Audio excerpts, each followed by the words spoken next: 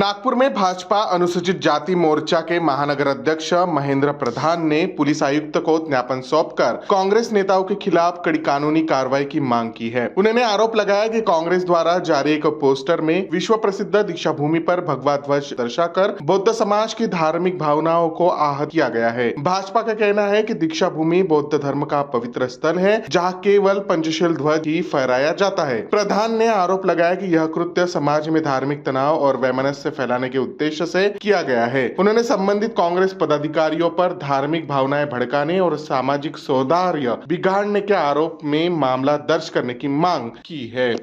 माझं नाव महेंद्र प्रधान, भारतीय जनता पार्टी अनुसूचित जाती मोर्चा नागपूर महाराष्ट्राचा अध्यक्ष आहे। शहराचे अध्यक्ष आदरणीय दयाशंकरजी तिवारी यांच्या मार्गदर्शनाखाली 26 तारखेला युवक काँग्रेसची प्रेस वार्ता नागपूर शहरामध्ये झाली।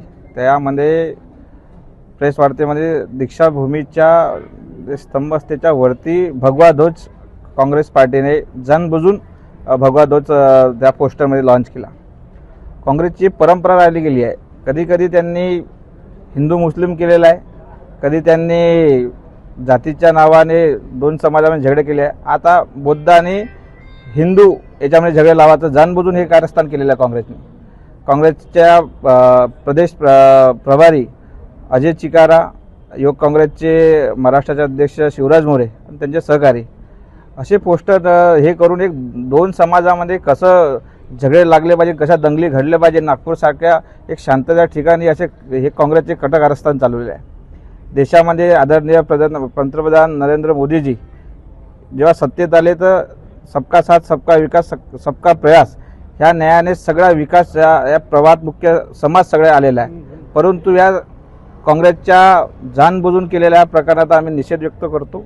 त्या संदर्भात आज आम्ही पोलीस आयुक्त साहेबांना एक निवेदन दिलं की ज्या पत्रकार परिषदेमध्ये हे सगळे काँग्रेसचे पदाधिकारी असेल त्यांना कठोर शिक्षा द्यावी, त्यांना लगेच त्यांच्या याच्यावर गुन्हा दाखल करावा, ह्या गोष्टीसाठी आम्ही इथे आलेलो आहे। ना जाणबुजून केलेलाच प्रकार आहे, कारण काँग्रेसची एक परंपरा राहिली आहे ना, दोन समाजामध्ये हिंदू मुस्लिममध्ये त्यांनी झगडा केलेला आहे। आता बौद्ध समाज आणि हिंदू समाज हा एक राहतो, त्याच्यामध्ये पण फूट पाडण्याचा कार्यक्रम हा काँग्रेस पक्षाने केलेला आहे।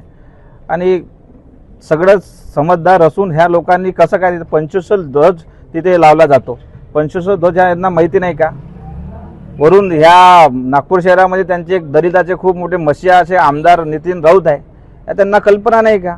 ह्या सगळ्या गोष्टी असून हे काही प्रयोजन करून केलेला कार्य दोन समाजामध्ये कसे दंगली घडल्या पाहिजे ह्या प्रकरणातून बौद्ध समाजात नाही तर सगळे हिंदू समाजामध्ये राग निर्माण झालेला आहे। या संदर्भात आम्ही पोलीस आयुक्त साहेबांना निवेदन दिलं नाही। आम्ही या आयुक्त साहेबांना निवेदन दिलं आहे, त्यांनी आश्वासन दिलं आहे की याच्यावर कठोर गुन्हे दाखल होतील। त्याच्यानंतर आम्ही आदरणीय आमच्या शहराचे अध्यक्ष यांच्या मार्गदर्शनाखाली आम्ही समोरचं काय नियोजन करायचं तसं आम्ही करूया।